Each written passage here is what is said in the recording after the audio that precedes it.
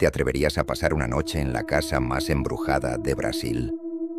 Una casa donde las paredes sangran, los objetos vuelan por los aires y una niña de 11 años es atormentada por una entidad que le deja mensajes escritos en la piel. Esta no es una leyenda urbana, es la historia real de la familia Ferreira y el poltergeist de Jaboticabal. Un caso tan aterrador que hasta los más escépticos han quedado sin palabras. Prepárate, porque lo que estás a punto de escuchar te helará la sangre. En la apacible ciudad de Jaboticabal, en São Paulo, la vida de la familia Ferreira era completamente normal. Un padre, una madre y su hija de 11 años, María José, vivían en una modesta casa junto al río, un lugar que debería haber sido un refugio de paz. Pero esa paz estaba a punto de hacerse añicos de la forma más violenta e inexplicable. Todo comenzó una noche cualquiera. Mientras la familia dormía, un ruido seco los despertó. Un ladrillo había caído en medio de la sala. No venía de la ventana, no había un agujero en el techo, simplemente apareció y cayó. Confundidos, lo atribuyeron a algún suceso extraño, pero aislado. Se equivocaban. Poco después cayó otro, y luego otro más. Pronto, la casa se convirtió en una zona de guerra invisible. Piedras de distintos tamaños se materializaban en el aire y se estrellaban contra las paredes, las ventanas y los muebles con una fuerza descomunal. La madre de María José fue testigo de cómo una piedra considerablemente pesada apareció de la nada.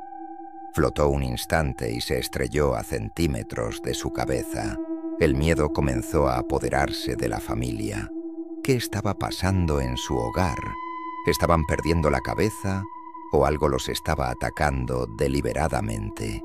Lo que no sabían es que esto era solo el principio, y el verdadero objetivo de esa furia invisible era la pequeña María. El terror escaló a un nivel mucho más personal y siniestro. María José comenzó a despertar con el cuerpo cubierto de marcas inexplicables, moretones, arañazos profundos y ronchas rojas aparecían en sus brazos, piernas y espalda, como si hubiese sido golpeada por un agresor invisible mientras dormía. Ella no recordaba haberse hecho daño. No había explicación lógica. El fenómeno se volvió aún más aterrador cuando su propia ropa comenzó a arder. Pequeñas brasas aparecían de la nada sobre la tela, quemando agujeros en sus vestidos y camisas sin que hubiera fuego cerca. Desesperados, sus padres buscaron ayuda en todas partes. Acudieron a sacerdotes que bendijeron la casa, a médiums que intentaron comunicarse con lo que fuera que los acosaba, y a curanderos que realizaron rituales de limpieza. Pero nada funcionaba. La actividad paranormal no solo continuaba, sino que se volvía cada vez más violenta y enfocada en María. La casa, que una vez fue un hogar, se había convertido en una cámara de tortura. Una noche, el horror alcanzó su punto máximo. María se despertó con una sensación insoportable. Su cuerpo ardía. No eran llamas visibles, pero sentía un calor abrasador que le quemaba la piel, acompañado de un penetrante olor a azufre. Sus gritos de agonía despertaron a toda la casa. Cuando sus padres llegaron, la encontraron retorciéndose de dolor. Pero al llegar el amanecer, algo aún más perturbador ocurrió. Las marcas de las quemaduras habían desaparecido casi por completo, y en la pared de su habitación, escrito con lo que parecía ser ceniza o polvo, había un mensaje escalofriante de 2 palabras: no eres inocente. El mensaje en la pared lo cambió todo. Ya no era un ataque aleatorio, era personal. La entidad estaba acusando a una niña de 11 años. ¿Inocente de qué? La investigación de la historia de la propiedad reveló un pasado oscuro y olvidado. Décadas atrás, en el mismo terreno donde se levantaba la casa, vivió un hombre temido en la región. Se decía que practicaba magia negra y que realizaba rituales para invocar espíritus oscuros. Aunque fue acusado, nunca se le pudo probar nada. y desapareció misteriosamente. Los vecinos más ancianos susurraban leyendas sobre ese lugar. Decían que el espíritu del hechicero seguía atado a la tierra, buscando saldar una vieja deuda. Algunos creían que algo contaba sus penas en la casa y que la presencia de la niña había despertado ese resentimiento ancestral. La familia, hundida en la desesperación, aceptó la ayuda de un respetado sanador afrobrasileño. Sus palabras les helaron la sangre. Les dijo: «El espíritu que los atormenta no es solo de otro mundo, es de otro tiempo». Explicó que el lugar había sido profanado con rituales antiguos y que existía un contrato escrito con sangre que seguía conectando el mundo de los vivos con el de los muertos. La presencia de María, por alguna razón, había activado ese pacto maldito. La casa no estaba solo embrujada, estaba reclamando algo. Llegó la última noche. La madrugada era anormalmente fría. María José se despertó de repente, sola en la oscuridad de su cuarto. Un zumbido bajo y vibrante llenaba el aire, como un canto gutural proveniente de muy lejos. Las luces de la casa parpadearon erráticamente antes de morir por completo. Y entonces, en el umbral de su puerta, vio una figura.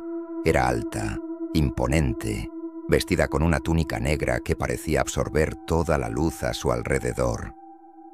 No tenía rostro, solo un vacío oscuro donde debería estar. Y no caminaba. Flotaba a centímetros del suelo, observándola en un silencio sepulcral. Aterrada, María huyó de la habitación, corrió por el pasillo y sintió que las paredes se contraían y expandían a su alrededor, como si la casa entera estuviera respirando, viva y maligna. La figura sin rostro la seguía, flotando sin prisa, sin emitir sonido alguno. Llegó a la sala y vio a sus padres dormidos en el sofá, pero su respiración era extraña, entrecortada, como si estuvieran atrapados en una pesadilla. María intentó gritar, pedir ayuda, pero ningún sonido salió de su garganta. Estaba paralizada por el pánico.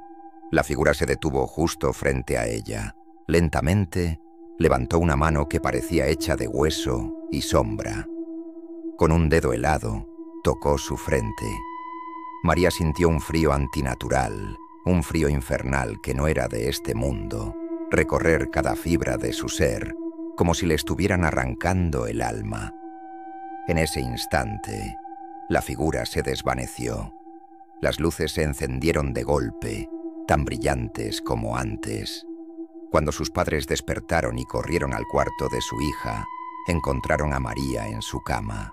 Parecía dormida, pero estaba pálida como un cadáver, con los ojos abiertos, vidriosos y fijos en el techo, y en su mano derecha, firmemente apretado, sostenía un viejo anillo de metal oxidado, un anillo que nadie en la familia había visto jamás. Pocos días después de esa noche aterradora, la familia Ferreira abandonó la casa para no volver jamás. Huyeron con lo puesto, dejando atrás todas sus pertenencias, todo su pasado, con tal de escapar de ese infierno. María José fue hospitalizada. Los médicos diagnosticaron su estado como trauma psicológico severo, pero no encontraron explicación lógica para las quemaduras intermitentes, los arañazos que aparecían y desaparecían, ni, por supuesto, para el misterioso anillo oxidado que se negaba a soltar de su mano. La casa junto al río de Jaboticabal quedó abandonada durante años, carcomida por el tiempo y las leyendas. Los vecinos cuentan que, en las noches de luna nueva, cuando la oscuridad es total, a veces se puede ver una silueta, una figura alta con túnica negra que camina lentamente sobre las aguas del río, como si buscara algo que se le quedó pendiente en esa orilla. Y dicen que, justo antes del amanecer, si escuchas con atención, puedes oír un lamento que lleva el viento, una voz de ultratumba que susurra una y otra vez la misma frase: «Regresa lo que prometiste». Esta historia nos deja con más preguntas que respuestas. ¿Qué era esa entidad? ¿Qué pacto se rompió? ¿Y qué era ese anillo que apareció de la nada? Cuéntame en los comentarios qué piensas que sucedió realmente en la casa de Jaboticabal. Si te gustan estas historias que desafían nuestra realidad, no olvides darle like a este video y suscribirte al canal para no perderte ningún misterio. Gracias por acompañarme hasta el final. Nos vemos en la próxima historia.